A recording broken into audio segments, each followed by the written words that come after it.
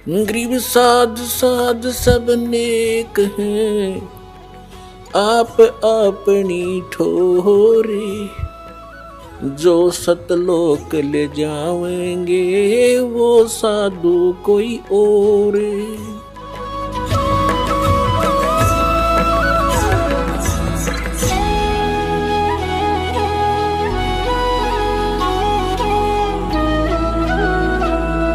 से परमात्मा कहते हैं क्या मांगो कुछ थिर न रहाई, देखत नैन चला जग जाई। 1 लख पूत 1.25 लख नाती, उस रावण के दीवान बाती।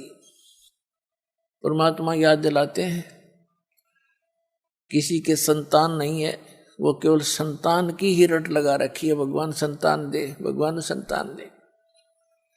अब उसका दोष भी नहीं बेचारे का, क्योंकि इस काल भगवान ने हमारे अंदर एक ऐसी प्रेरणा बना रखी है, ऐसा समाज बना रखा है कि पुत्र नहीं हुआ, संतान नहीं हुई तो कोई जीवन नहीं मनुष्य का। ये तो बालकों वाली बातें हैं। बिल्कुल काल की प्रेरणा, काल से रंगे हुए व्यक्ति ऐसी बातें करते जिनको ज्ञान नहीं।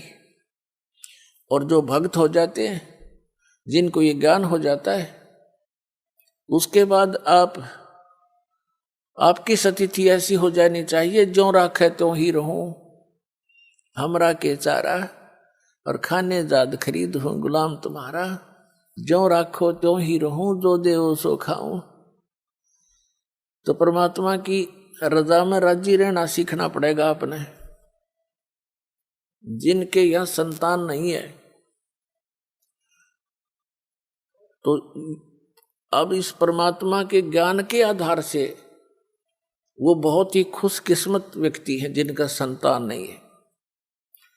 पुण्यात्माओं, आज तक जो भगत और समाज का जो विरोध रहा, उसका यही कारण रहा है कि समाज की परंपराएं समाज के क्षेत्र की हैं और भक्तों की भक्ति का जो मार्ग है, भक्ति की जो परंपराएं हैं, वो समाज के बिल्कुल विपरीत होती हैं। जिस कारण से विरोध बन जाता है। जो एक आध बार सत्संग सुनता है तो ये कहता है कि वो तो संतान कोई भी अच्छे नहीं बताता। नहीं, ऐसी कोई बात नहीं। जो ज्ञान है दास वो बता रहा है, और ये ज्ञान है। अभी तक आपने केवल अज्ञान सुना है। अब जैसे एक लेवा एक देवा दूतम, एक समय सुखदेव ऋषि, उसको ज्ञान हुआ, मां के गर्भ में ही उसको ये चेतना होगी कि ये संसार बहुत भयंकर सथल है और इसमें बाहर जाते ही ये तीनों गुण, रजगुण ब्रह्मा जी, सतगुण विष्णु, तमगुण शिव जी, इनके तीनों गुणों का प्रभाव जीव को मां के गर्भ से बाहर जाते ही हो जाता है। मां के गर्भ में इनका असर नहीं होता। उस समय इस बच्चे को, बेटा या बेटी को, अपने पूर्व जन्म की चिंता का भी चेतना रहती है। आगे उसके प्रारब्ध में के कष्ट आने उसको वो भी याद रहते, और बार बार यही रटना लगाता है कि हे भगवान, आपके ज्ञान को आधार बनाऊंगा, परम संत की खोज करके मैं मोक्ष कराऊंगा। लेकिन सुखदेव ऋषि को ये भी ज्ञान था कि बाहर जाते ही हमें मूर्छित कर दिया जाता, जैसे इंजेक्शन लगा के अचेत कर दिया जाता है इन तीनों गुणों के प्रभाव से। अब जैसे मिर्च का स्वभाव है, जैसे कई अज्ञानी कहते हैं कि ब्रह्मा विष्णु महेश गुण नहीं है, वो तो गुणी है। अरे मिर्च गुणी है, वो गुण तो मिर्चे का है। वो जो मुंह जला दे, आँखें में हाथ लाग जाए तो आँख कति कंडम हो जाए।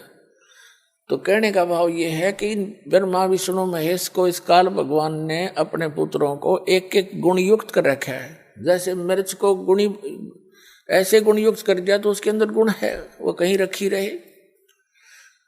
तो इन तीनों भगवान अपने अपने राजधानियों में रहते हैं, ऊपर के लोक हैं इनके अलग अलग, और वहां से उनसे निकल रही ये रेज किरणें, ये तरंगे तीनों गुणों की, ये हमें प्रभावित करते हैं।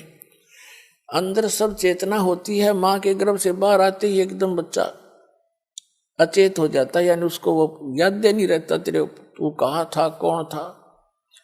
सुखदेव ऋषि ने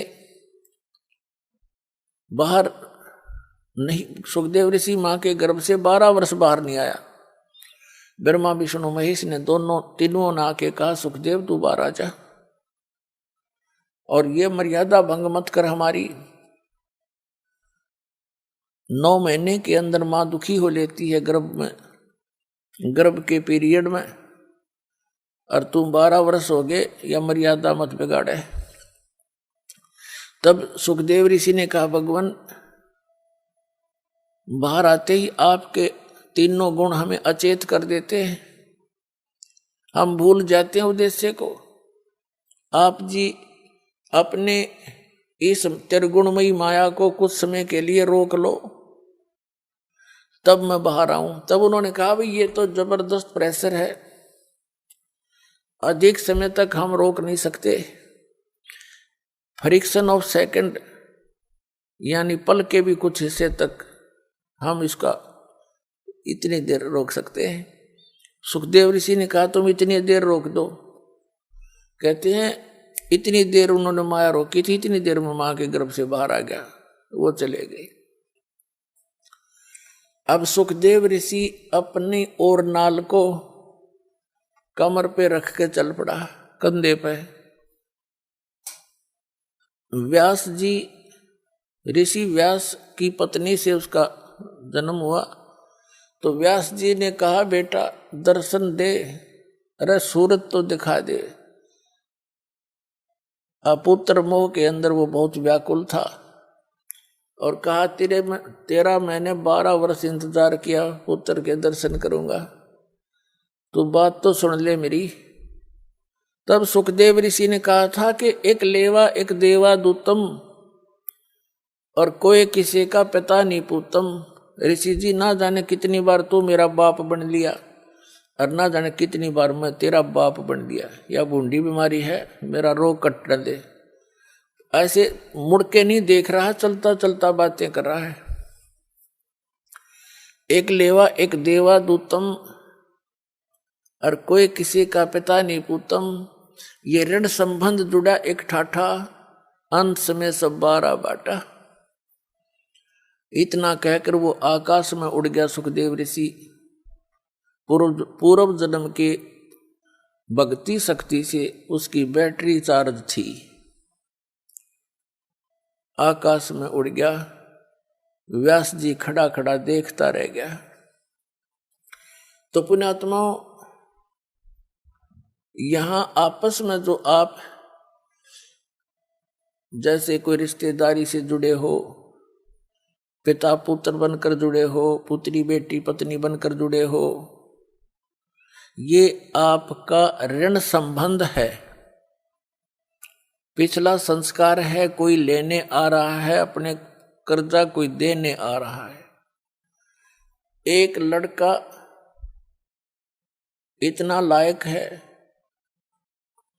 अपनी कमाई करता है, मजदूरी मेहनत जो भी करता है, और पिताजी शराब पीता है, तो वो पिता उस बालक से पिछले जन्म का कोई ऋण ले रहा है। एक ऐसा पिता है सारी उम्र माया जोड़ता है, और पुत्र उसका फिर सिर फोड़ता है और शराब पीता है, गाड़ी खरीदने की जिद कर लेता है, यानी उसका नाश करा कर छोड़े। तो कहने का भाव ये है, एक लेवा एक देवा दूतम, कोई किसी का पिता नहीं पूतम। ऋण संबंध जुड़ा एक ठाठा, अंत में सब 12 बाटा। 12 बाट का अर्थ अपने अपने रास्ते जाएंगे, जहां संस्कार पूरा हुआ वही मृत्यु हो जाएगी। जब तक आप कबीर परमेश्वर की शरण में इस दास के माध्यम से नहीं आओगे, तब तक आपका एक जैसा भी संस्कार है वही मिलेगा, उसमें कोई परिवर्तन नहीं हो सकता। तो उसके आधार से आप अपना केवल ऋण ही चुका रहे होते हो, बेटा मर गया, माता पिता भाई बहन सब शेष बचे हुए टक्कर मारते रहते, मारे जाओ। अब वो तो आने से रहा, उसका समय पूरा हुआ, उसका ऋण खत्म हुआ, जितना लेना था वो लेकर चला गया।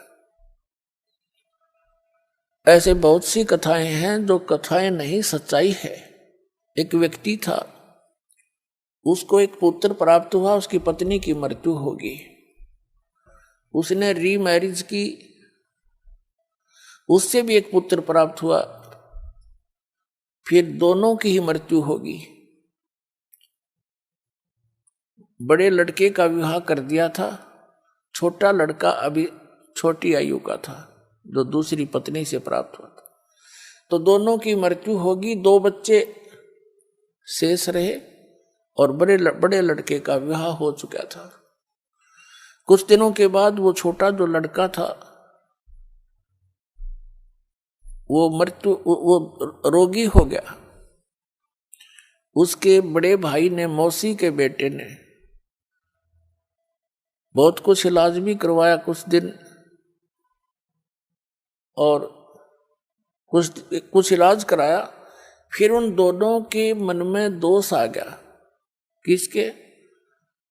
उस बड़े भाई और उसकी पत्नी के मन में, कि हमारे हिस्से में, इसके हिस्से में लगभग 15-16 एकड़ जमीन है, मकान आते हैं, ये बीमार है, रोगी है, इसको कोई ऐसा विष दिलवा दे ये मृत्यु को प्राप्त हो जाए, क्यों पैसे खराब करे। उन्होंने उस वैद्य से संपर्क किया जो उसका ट्रीटमेंट कर रहा था, उसको लालच दे दिया कि उसने कहा मैं 500 रुपये लूंगा और इस काम न कर दूंगा। उसको 500 रुपये दे दिए। उसने ऐसी औषधि दे दी, विष डालकर के वो लड़का मृत्यु को प्राप्त हो गया। अब बात समाप्त हुई, भाई बच्चा बीमार था, मर गया, कोई ऑब्जेक्शन, कोई शंका किसी को नहीं हुई। लेकिन भगवान से कैसे छुपा देंगे हम? अब क्या होता है कि 1 वर्ष के बाद उनका पुत्र हो गया। 1 वर्ष के बाद उनको पुत्र हुआ और उस इकलौता पुत्र के लाड प्यार में न्यौछावर हो गए। अब अच्छा खाना खिलावे, बड़ा लाड प्यार से पाले। गिने दिनों में वो युवा हो गया। जब 16, 17, 18 वर्ष का हो गया तो उसका विवाह कर दिया। पहले बाल विवाह की प्रथा थी, तो विवाह कर दिया। विवाह होने के बाद वो बालक बीमार हो गया, रोगी हो गया, असाध्य रोग हो गया। अब वो तो अपना बेटा था, इसलिए इलाज कराना अनिवार्य था।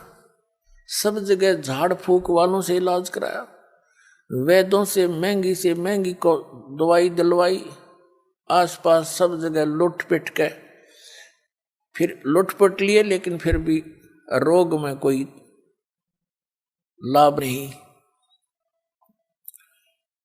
और कुछ आधे से अधिक जमीन को भी सेल करके बेच के वो धन भी बच्चे के ट्रीटमेंट पर लगा दिया। एक दिन वो दोनों बैठे बैठे उस बच्चे के मुंह की तरफ देख रहे थे। चारपाई पकड़ चुका था, अस्थि पिंजर शेष था। तब उस लड़के ने आवाज लगाई कि भाई साहब मेरी बात सुनना। अब उसका जो पिता था वो पास बैठा था। उसने कहा कि बेटा मैं तेरा पिता हूं, मैं भाई नहीं हूं।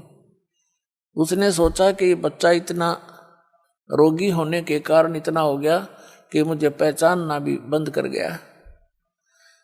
तब उस लड़के ने कहा कि तू मेरा भाई है और सुन ले बात सारी। तूने मुझे विष देकर मरवाया था और मैंने वो अपना ऋण चुका लिया है। आधी जमीन से भी ज्यादा तेरी बिक चुकी है और ईब तेरा और मेरा एक कफन और लकड़ी का हिसाब किताब शेष रह रहा है, वो इकट्ठी कर ले। मैं तेरा वही भाई हूं, तेरे पुत्र के रूप में जन्मया हूं। अब उनको आंखें खुल गई उनकी, कहने लगा भाई बात सुन, मेरा तो कुल नाश हो गया, क्योंकि इकलौता पुत्र था और आश्रय ही नहीं, 20 साल ब्याह 20 वर्ष से ऊपर विवाह को हो गए हैं, उसके बाद कोई संतान नहीं। मैंने तो जैसा किया था मेरे को परिणाम मिल गया, मिलना चाहिए था मेरे जैसे नीच ने। पर भाई एक बात और बता दे, इस जो लड़की तेरे विवाही आई है इसका के दोष है? अब उस समय सती प्रथा थी, पति मरने के बाद उसकी पत्नी को जीवित जलाया जाता था लकड़ियों में। तब उसने कहा, पूछा कि इस लड़की का क्या दोष है जो तेरी पत्नी है? तब उस लड़के ने बताया कि वो वैद्य कहाँ है जिसने मुझे जहर दिया था, विष दिया था। उन्होंने बताया कि आपकी मृत्यु के 2-3 वर्ष बाद उसकी मृत्यु हो गई थी। उस लड़के ने बताया कि ये मेरी पत्नी वो वैद्य है, इस दुष्ट को अब सजा मिलेगी, यूं कहकर वो प्राण त्याग गया। पुण्यात्माओं, ये 100 की 100 सत्य बातें हैं, क्योंकि जब तक हमें परमात्मा का डर नहीं होता हम इनको कान्ना पर टाल देते हैं। कोई ये कह सोचता है कि वैसे कथाएं नहीं। कबीर साहब कहते हैं, तुमने उस दरगाह का मैल नहीं देखा, धर्मराज के तिल तिल का लेखा। तो कहने का भाव ये है पुण्यात्माओं, फिर भी जो भी आपका ऋण संबंध जुड़ा है, परिवार है, बेटा है, बेटी है, माता पिता, भाई बहन है, अब इस ऋण को हमारे लिए तो ये भारी बात है। जैसे किसी का 1-2 लाख रुपया कर्जा हो, उसकी मित्रता किसी अच्छे सेठ साहूकार से हो जाए जिसका करोड़ों की संपत्ति हो, तो उसने उसके ऋण मुक्त करने में 2 मिनट लगेंगे, 2 लाख रुपया पकड़ा देगा, ले बेटा ले ले, हो जा तेरे जब दे दिए ना तो मत देना। ऐसे भी नेक पुरुष हुआ करते थे। तो ये समर्थ शक्ति कबीर साहब है। आपसे तो ये ऋण उतरा नहीं, क्योंकि जो विधान आपने अपना रखा है, जिस भगवान की आस लिए बैठे हो, वो तो कर आपका किया भोग कर ही समाप्त होगा, दुख भी और सुख भी, ऐसा नियम है। और इस परमात्मा का नियम है कि आपके पापों का नाश कर देंगे। पिछला संस्कार सब खत्म हो गया, वर्तमान का जो प्रारब्ध है उसमें परिवर्तन करेगा आपके में। आपके बच्चों को अपने कोटे से धन देगा, आपको प्यार दिलाएगा उनसे, क्योंकि बच्चों को ऐसा ज्ञान दे दिया जाएगा। जिन बच्चों ने आपको सताना था, कोई चोरी करके जेल में जाना था, कोई डाके मारना थे, या शराब पी कर आपको तंग करना था, आपकी पुत्री ब्याही जाती है, दामाद दारू पी रहा होता है, पत्नी को लड़की को सताता है, माँ बाप भी रात को बैठकर चिंतित होते हैं। तो ये सब समस्याओं का समाधान, ये संस्कार आपके परमात्मा कबीर जी बदल देगा, तो आपका जीवन सुखी होगा।